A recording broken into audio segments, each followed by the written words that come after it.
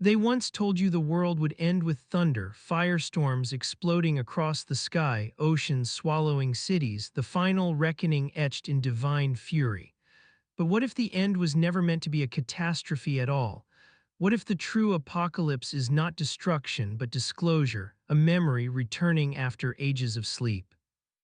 Long before end-time prophecies were written into holy books, long before modern fears about collapse and chaos, there existed a lineage of mystics who carried a very different message. Their writings, hidden for nearly 1,600 years beneath the sands of Egypt and rediscovered in 1945 at Nag Hammadi, did not speak of a world doomed by sin. They spoke of a world conquered by forgetting. Among those ancient texts was an obscure cosmological narrative scholars now place beside works like the Apocryphon of John and the Hypostasis of the Archons. But hidden even deeper was a story almost no one remembers, a fragmented tale attributed not to Adam the biblical man, but to a luminous ancestor known in the old dialects as Aethon, the first rememberer. In these secret teachings, Aethon was not expelled from a paradise. He descended from a realm called the Plurith, the fullness beyond form, a domain of light described in multiple Gnostic scrolls. He did not fall because of disobedience. He fell because he chose to enter a world crafted by a lesser power, a cosmic artisan named Serapis, a name scholars sometimes associate with later syncretic deities, but here transformed into something far more primordial. Serapis, in this mythic retelling, was not evil in the moral sense. He was blind, unable to perceive the true source beyond himself.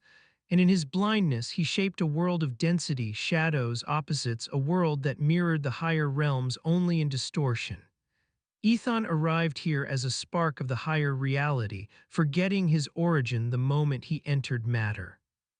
The story says humanity shares this same condition, fragments of the divine wandering through an immense dream.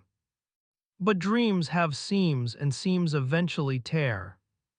For centuries, the followers of the hidden path believed that when cracks begin appearing in the illusion, when the consensus reality starts trembling beneath its own weight, that is not the beginning of the end. It is the beginning of the return. And according to the old teachings, we are approaching one of those tremors now.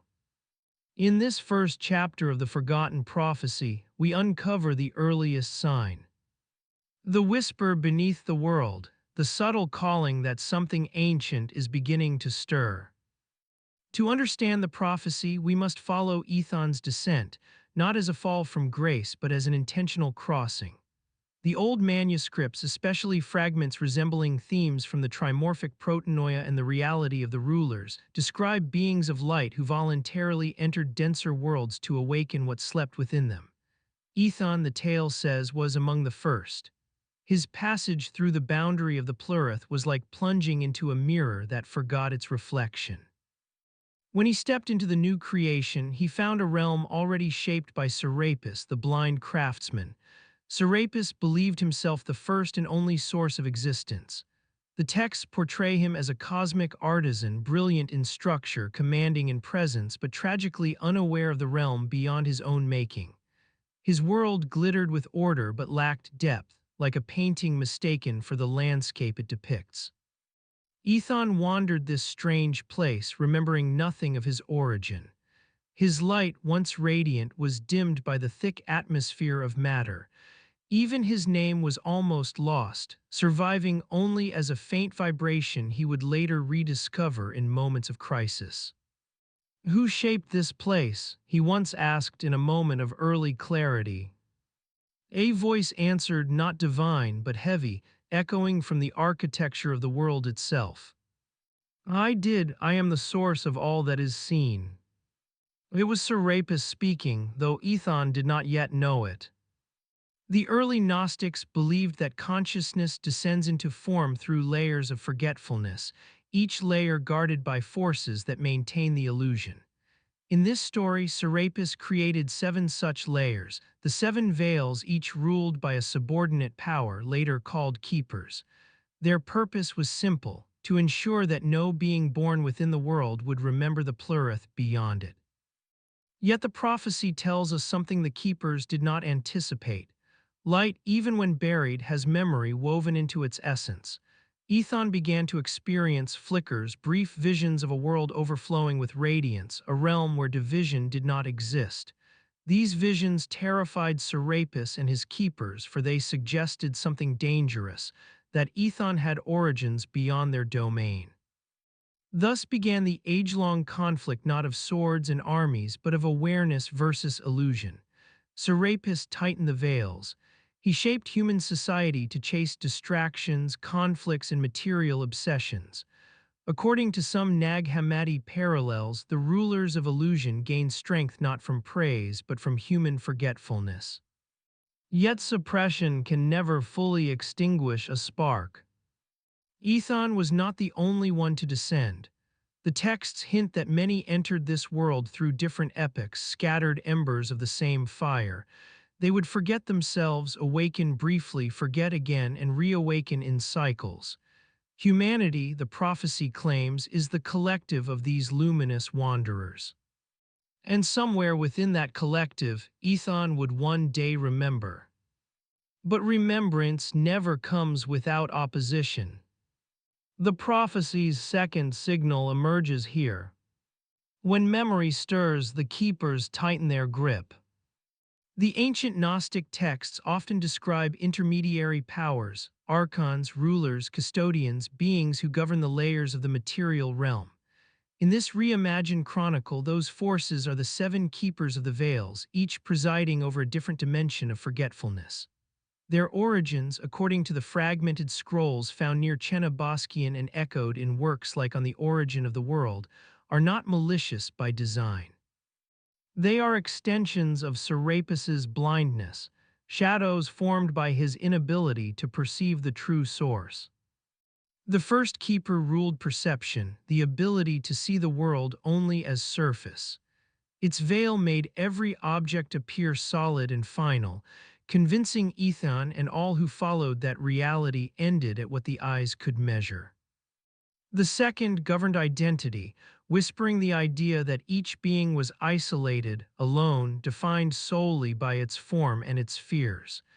This keeper planted the illusion of separateness so deeply that even a glimpse of unity felt impossible. The third controlled desire, shaping endless cravings, status, possession, dominance, until the human mind never stopped reaching outward. The fourth oversaw time, weaving the belief that existence was a straight line with no memory of its origin and no possibility of return. The fifth ran conflict, the energy that turned differences into hostilities, ensuring humanity remained too distracted to remember anything higher. The sixth held belief, constructing systems so rigid and unquestionable that most people never thought to look beyond them. It was said this keeper fed on certainty. The seventh and most feared watched over sleep, not physical rest, but spiritual amnesia. When Aethon entered the realm, this keeper wrapped him in a fog so thick he could barely sense the light within himself. These seven veils formed a labyrinth so intricate that entire civilizations lived and died without ever discovering its walls.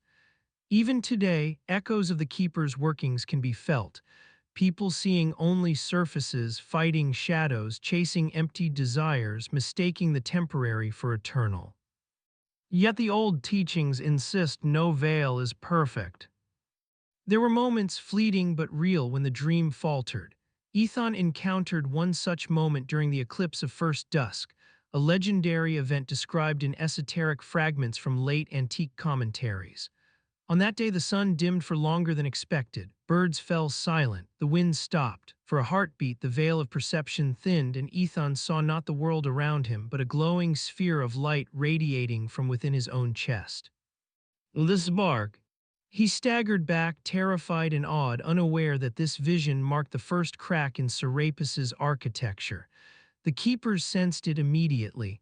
The veils tightened, dreams grew heavier, conflicts rose among the early tribes, the illusion strengthened its hold. But the damage was done. Aethon's glimpse of inner radiance seeded a memory that could not be erased, only delayed. According to the prophecy, the third sign appears here. The moment a single spark remembers, all sparks become capable of remembering. Aethon did not understand what he had seen during the eclipse of first dusk. The image of the inner light, brief as it was, haunted him like a dream fatting upon waking. He tried to speak of it to others, but the language of the veils twisted his words. People around him dismissed the vision as an illusion, a trick of the darkened sky, or worse, a sign of madness. This reaction was no accident. The Keeper's influence ensured that anything hinting at inner awakening sounded absurd to unprepared minds. Yet Aethon could not forget, something in him had opened.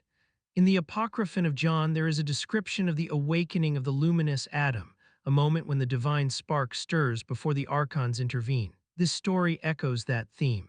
Aethon began seeking solitude, wandering away from the settlements built under Serapis's rule. The further he walked from society's noise, the more he sensed a subtle vibration in the air, something familiar, something calling. One night, while resting near a ridge of ancient black stone, he heard a voice, not external but reverberating inside him. "You have not remembered your name." Aethon jolted upright. The stars shimmered like silver embers scattered across the sky. The voice spoke again, softer this time, almost mournful. "You were not born here." "Who are you?" Aethon whispered into the night. The answer did not come immediately. Instead, the stones around him began to glow with a faint, pale aura. A wind rose, no ordinary wind, but a warm current moving without direction, enveloping him like a presence. The texts call this phenomenon the breath of Elira, one of the higher eons whose role, scholars speculate, parallels the concept of Sophia in Gnostic cosmologies. But in this retelling, Elira is the keeper of memory, guiding lost sparks toward recognition. The voice returned. "I am Elira, I am the memory you left behind." Aethon felt chills ripple through him. The air thrummed with intensity. "Why am I here?" he asked. "To remember," Elira replied, "to awaken in the realm shaped by the unseeing one. You chose to descend so that what sleeps within humanity may rise again, but the veils have taken hold. You have forgotten the purpose." Aethon's mind swirled. Images flashed before him, cities of light flowing like living architecture, beings made of radiance communicating without words, an infinite expanse of harmony. Then the images shattered, swallowed by the weight of the material world around him. "I don't understand," he muttered. "You will," Elira whispered. "The spark is rising within all who carry the seed of the plurith, but they cannot awaken without one who remembers first." Aethon felt the truth of this seep into him like warmth spreading through cold limbs. And then Elira said something that would define the course of ages. "When you remember fully, the veils will tremble." But the keepers were listening. The moment Elira's presence touched Aethon, the seventh keeper, the keeper of sleep, stirred like a serpent uncoiling beneath the earth. Shadows thickened. The sky dimmed. Aethon felt a crushing heaviness descend upon his spirit. The voice of Elira faded. The veils tightened again. Yet something irreversible had happened. Aethon had heard the truth of his origin. He had spoken to a messenger of the higher realm. The dream of the world had been pierced. The prophecy's fourth sign arises here. When the first messenger speaks, the architecture of illusion begins to fracture. The moment Elira's whisper reached Aethon, the realm of Serapis shuddered in places no ordinary eye could see. Across the unseen layers that wrapped the world, the seven keepers gathered. Their meeting, described in fragments echoing themes from the hypostasis of the Archons, was not held in halls or temples but within the vibrating lattice of the veils themselves. They did not speak with voices. They communicated in pulses, waves of intention that rippled through the fabric of the illusion. The keeper of perception was the first to send its warning. A light has stirred in the human vessel. The keeper of identity responded with a sharp contraction of its veil, tightening the sense of separateness among the people. He is remembering. The keeper of desire hissed like sand blowing across stone. Strengthen their craving, draw their eyes outward. But it was the seventh keeper, Sleep, who trembled most violently. In the ancient texts, this power is sometimes described as the ruler who blinds Adam with forgetfulness. Here, its presence was a thick tide of fog pulsing anxiously. The messenger touched him, Sleep rumbled. Elira awakens the seed. The other keepers recoiled. Even Serapis felt the disturbance in his vast domain. The blind craftsman manifested as a swirling corona of metallic light, brilliant, imposing, but hollow. His voice trembled with confusion, not anger. There is no realm beyond mine, Serapis insisted, as he always had. What he saw is illusion. But the keepers sensed the truth even if their creator could not. A crack had formed.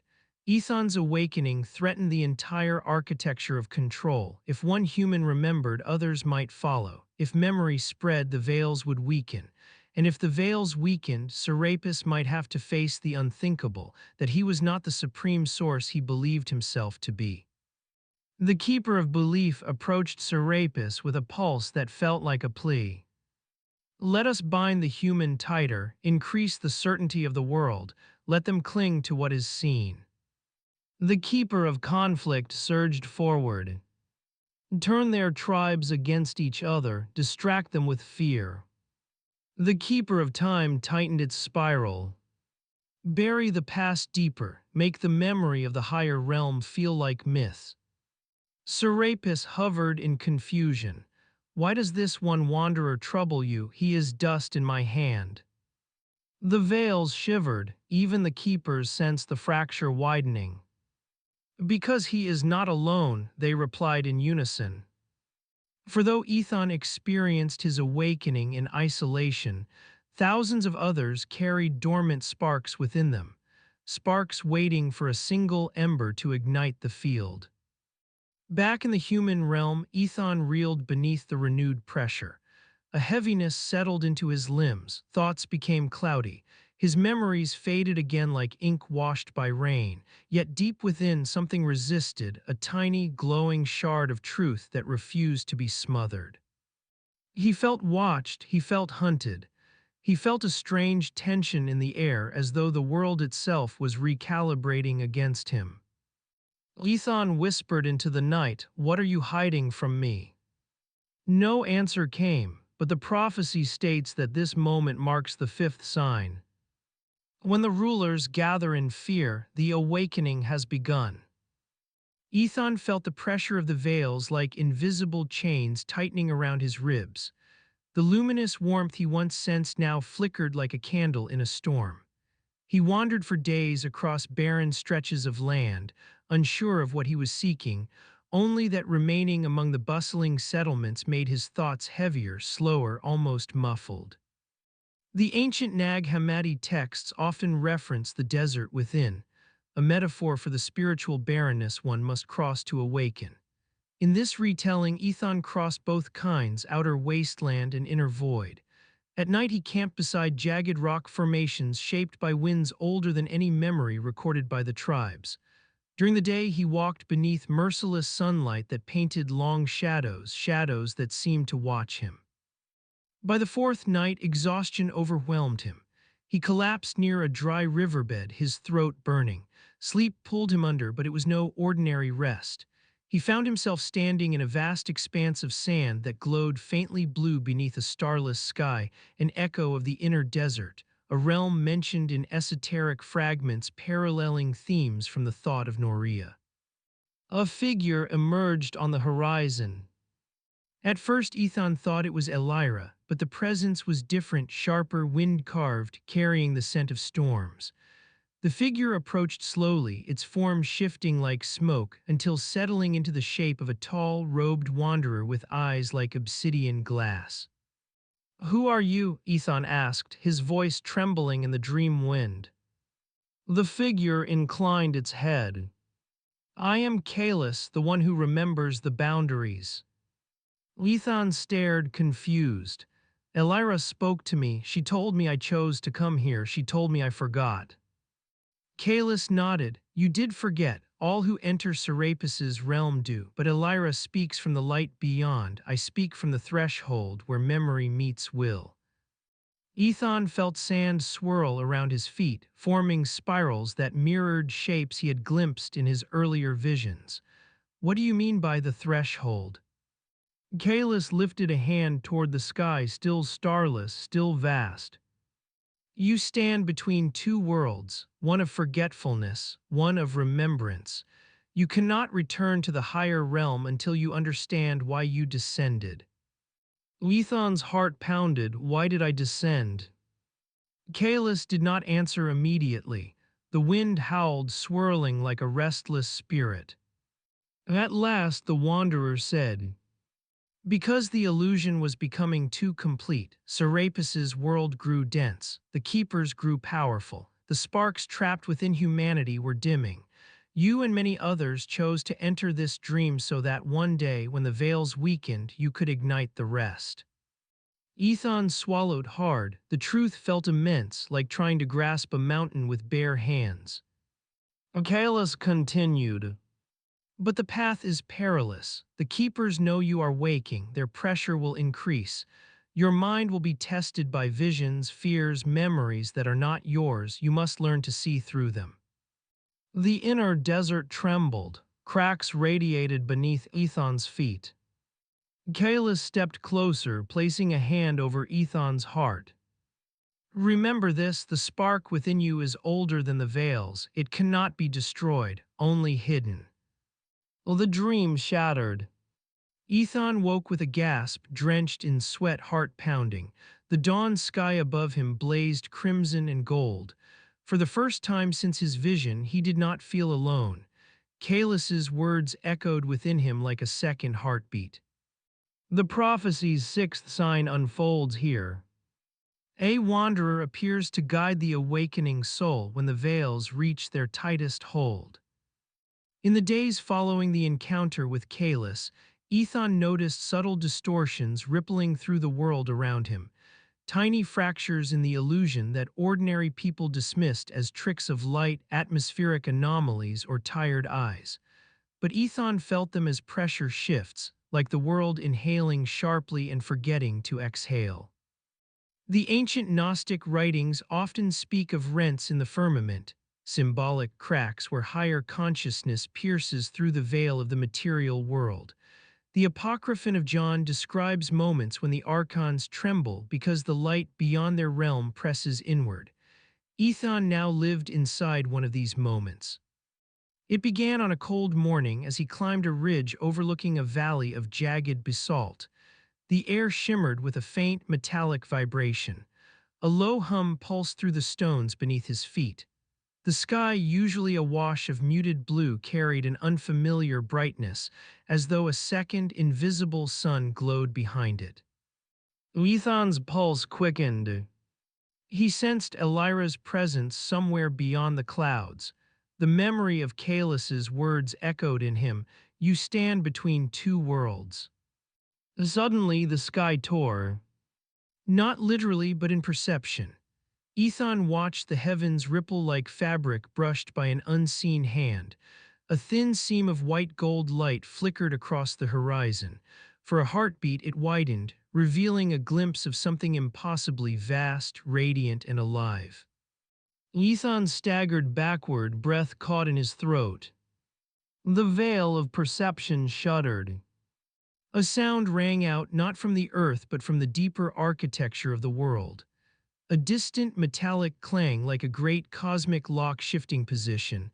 The hum intensified, birds across the valley spiraled in confusion, shadows bent in unnatural directions. Then he felt them. Oh, the keepers. Their presence cascaded over the world like a wave of cold pressure.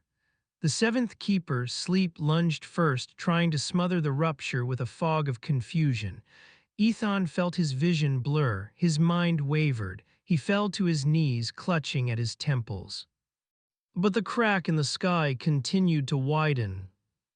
Voices whispered from the light, layered, gentle, ancient. He could not make out the words, but the sensation was unmistakable, invitation. The higher realm was reaching for him. The Keeper of Identity struck next. Its influence wrapped Aethon in a suffocating sense of smallness, whispering that he was nothing but flesh and fear, a single mortal standing beneath an indifferent sky. No, Aethon gasped, pressing a hand against his heart. I know what I am. The spark inside him pulsed in response, brighter than before. The veils quivered. A booming resonance echoed from beyond the horizon. The sky lit up in swirling arcs of violet and silver. People in nearby settlements screamed in fear. Elders interpreted the phenomena as omens of disaster. Children hid in their homes. The Keeper of Belief fed on the panic, intensifying certainty that something dreadful was unfolding. Yet Aethon saw truth hidden behind the terror. This was not destruction. It was disclosure. A voice whispered through the crack, Elira's voice, faint but unmistakable. In the first veil falls. Aethon felt tears gather in his eyes, awe surged through him. But then the voice changed, deeper, resonant, familiar in a way that shook him to his core. Kalis. The fracture begins the unraveling, but beware, Aethon. When the first veil falls, the keepers grow desperate. As quickly as it appeared, the crack sealed. The sky returned to its ordinary shape, the hum subsided, silence swept the valley like a cold wind. Though the world looked unchanged, Aethon knew everything had shifted. The prophecy's seventh sign had been fulfilled. A fracture in the sky marks the beginning of the great unveiling. In the days after the fracture sealed, Aethon walked with a new awareness, subtle at first, like an inner warmth he couldn't explain. The world felt thinner, more translucent, as though the dense matter around him had lost a bit of its grip. He noticed patterns he had once ignored, how the wind carried faint harmonics, how shadows flickered a heartbeat before objects moved, how silence itself hummed with a distant rhythm. The ancient texts often reference something called the living fire, a metaphor found in the Gospel of Thomas and echoed in the three steels of Seth. They describe a spark that, once ignited, begins to communicate through intuition, synchronicity, and a kind of inner resonance. Aethon now felt this fire awakening inside him. It began one evening as he rested beneath a towering cliff face of obsidian glass. The sun dipped below the horizon, painting the sky in bands of gold and deep violet. As the first stars appeared, Aethon closed his eyes and listened, not with his ears but with something deeper. At first, there was only the sound of wind brushing over stone. Then it came, a gentle tone, a faint vibration, a melody without notes. It pulsed from within his chest, a low, rhythmic hum that rose and fell like a song older than time. Aethon's eyes flew open. The air around him shimmered. Sparks of pale blue light drifted upward from the ground, swirling in delicate spirals. "What is this?" he whispered. A voice answered, not from outside, but from within the hum itself. "The hidden flame returns, the memory awakens." Aethon felt warmth spread through his limbs, dissolving the lingering numbness left by the keeper's suppression. The melody grew louder, not audible, but experiential, vibrating through his bones. Elira's presence brushed gently against his awareness. Long ago, before you descended, the flame was your guide. It spoke to all sparks of the plurith. But when you entered Serapis's realm, its voice faded beneath the veils. Aethon breathed shakily, overwhelmed. Why is it returning now? "Because the first veil has cracked," Elira replied, "and with every fracture the flame can reach you more clearly." The sparks in the air swirled faster, forming a subtle pattern, concentric rings radiating outward. In their glow, Aethon saw brief images flash before him. An ancient city built of living light. A council of luminous beings weaving the architecture of consciousness. A great gathering before a vast descent, where countless sparks agreed to enter the dream world to awaken it from within. Aethon gasped as the images faded. Kaelus's voice followed, steady and grounding. Do not fear these memories. You are remembering your origin. You are remembering your choice. Aethon swallowed hard, but why does it hurt? Why does remembering feel like fire? Kaelus responded, because the human vessel was shaped to forget. To house the infinite inside the finite requires friction. Awakening is the breaking of the shell. The inner song intensified. Aethon felt tears stream down his face, not from sorrow but from recognition. He felt the truth of it vibrating through him. He had chosen this. He had come to this world not as a victim of fate but as a volunteer. The hidden flame pulsed again, once, twice, 3 times, and then settled into a soft, steady glow within his chest. Elira spoke one final time. When the flame sings, the keepers tremble, for every awakened spark weakens their dominion. The wind shifted, the air cooled, the spiraling lights faded into darkness. Aethon sat beneath the obsidian cliff, trembling, transformed. The prophecy's 8th sign emerges here. When the hidden flame sings within the human heart, the illusion begins to unravel from the inside. The awakening of the hidden flame did not remain a secret. Though the world looked unchanged on the surface, something in the deeper architecture of Serapis's realm shifted, subtle at first, then unmistakable. The keepers felt it immediately. Their veils pulsed with strain, fraying at the edges as if an ancient pressure long held at bay had begun to push outward.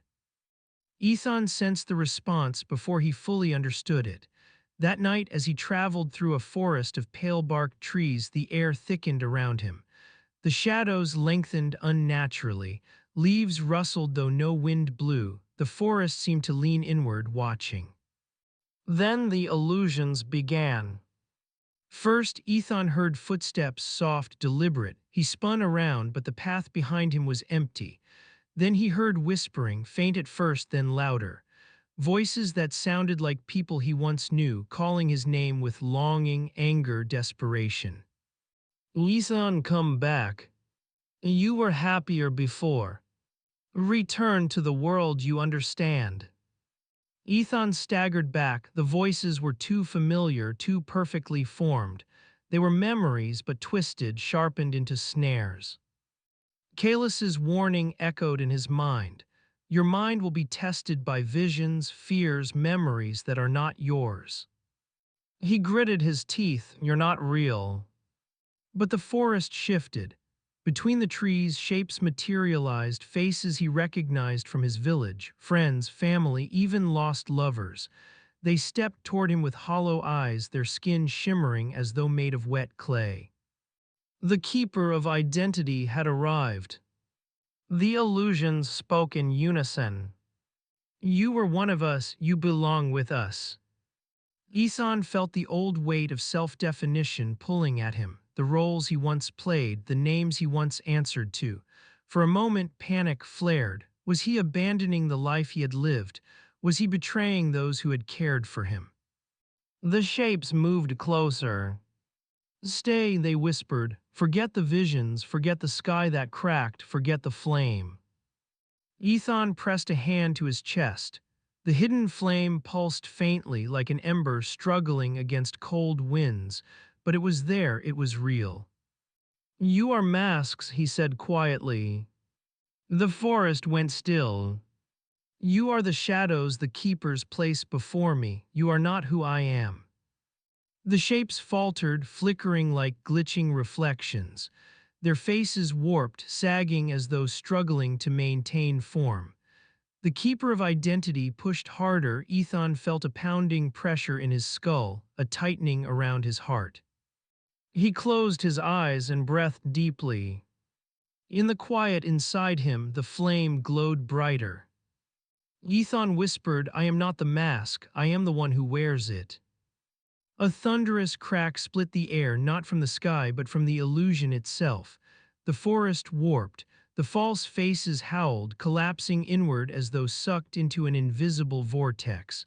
The trees shifted back into their natural form, the air lightened. Aethon opened his eyes. The illusions were gone. But the danger was, a low rumble vibrated through the earth.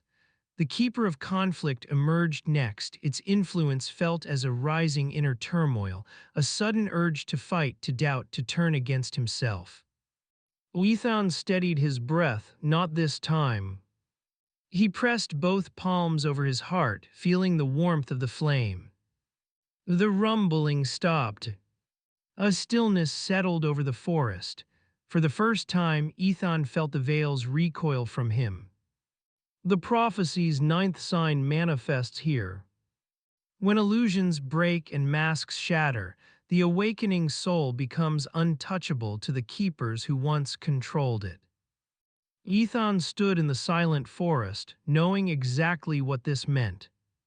The final veil was approaching, and the world itself would soon feel the consequences. Aethon emerged from the forest knowing something irreversible had awakened within him. The keepers had thrown their illusions, their fears, their most intimate masks, and all had shattered. For the first time he walked without the weight of the veils pressing on his thoughts. The world did not feel smaller or larger, it simply felt true. The prophecy spoke of this moment. Ancient fragments, especially those resonating with themes from the apocalypse of Adam, describe a stage where the Archons grow thin, losing their hold as the light within humanity strengthens. It is said the final unveiling does not begin in the sky or in the earth, but in the heart of one who remembers fully. That night Aethon climbed a solitary peak that the elders called the Crown of Winds. Legends whispered that the mountain had once been a place of communion between realms, before Serapis's veils buried its purpose. The air grew colder with each step. Stars shimmered like crystal shards above him, unblinking and bright. At the summit, he felt Elira's presence wash over him like a warm tide. "You have crossed the labyrinth," she whispered. "The final veil awaits." Aethon closed his eyes. The hidden flame glowed brighter than ever, radiating through his chest, illuminating his mind. Kaelus's voice followed, solemn and steady. "The last veil is not around the world, it is within you." A deep breath filled Aethon's lungs. The wind howled, gathering into a swirling vortex around the peak. The sky above him rippled, not fractured like before, but thinning, becoming translucent. Serapis felt it instantly. From the unseen layers, the blind artisan stirred in panic. His presence pressed against the world like a trembling storm front. "You cannot ascend," he thundered. "This realm is all that exists." Aethon lifted his gaze. "You are not my source." The words struck Serapis like lightning. The veils shook, the keepers recoiled. The sky grew brighter, the stars bending inward as though leaning closer to witness this final confrontation. The last veil sleep rose before Aethon like a towering wave of shadow. It whispered doubts, memories, fears, every residue of past forgetfulness condensed into a single force. "You are small," it murmured. "You are temporary, return to the dream." Aethon placed a hand over his heart. The flame ignited, not as light, not as fire, but as remembrance. Visions cascaded through him, his first descent, the luminous realm of the Plurith, the choice made among countless sparks, the promise to enter the dream and awaken those trapped within it. Aethon whispered, "I remember." The shadow shattered. The last veil dissolved into a rain of silver dust that the wind carried away into the night. The world beneath him seemed to inhale a deep cosmic breath, and for a moment every soul on the earth felt a tremor of something ancient rising within. Elira's voice echoed through the realms. The illusion ends where remembrance begins. Serapis cried out not in rage but in bewildered sorrow, as one who finally senses the truth he had spent eons denying. The keepers fell silent, the veils dimmed. Aethon stood at the summit as the first light of dawn broke across the horizon. Not the dawn of a new world, the dawn of a seen world. The prophecy's final sign fulfills itself here. When even one spark remembers completely, the age of forgetting begins to end for all. Aethon turned toward the awakening world below him, not to escape it but to illuminate it. For the apocalypse was never destruction. It was the return of memory. And the first remembered was only the beginning.